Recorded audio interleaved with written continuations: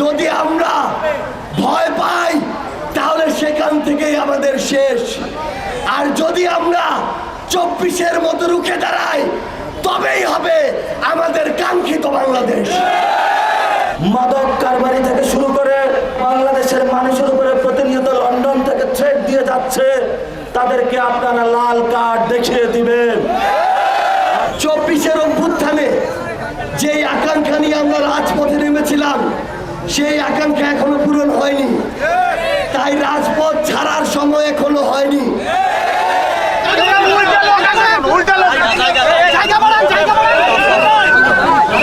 চাঁদাবাজদের উৎপাত এখনো কমে নাই, বরং খুন খারাপি শুরু হয়েছে। পাথর দিয়ে থেতলে মারার মতো আইএমএ জাহেলিয়াত শুরু হয়েছে।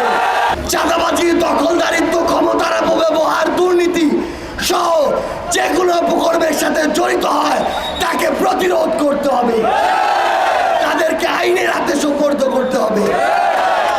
যদি আমরা ভয় পাই তাহলে সেখান থেকেই আমাদের শেষ।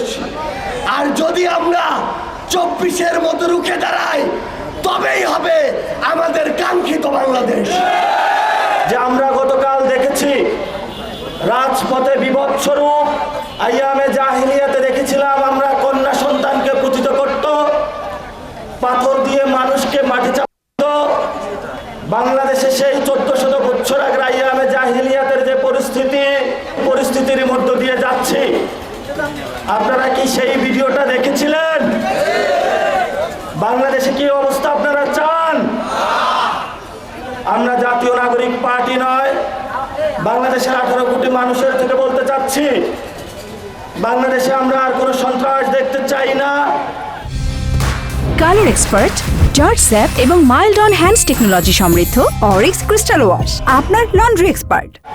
বাংলাদেশে আমরা কোনো চাঁদাবাজি দেখতে চাই না, বাংলাদেশে আমরা কোনো সিন্ডিকেট দেখতে চাই না।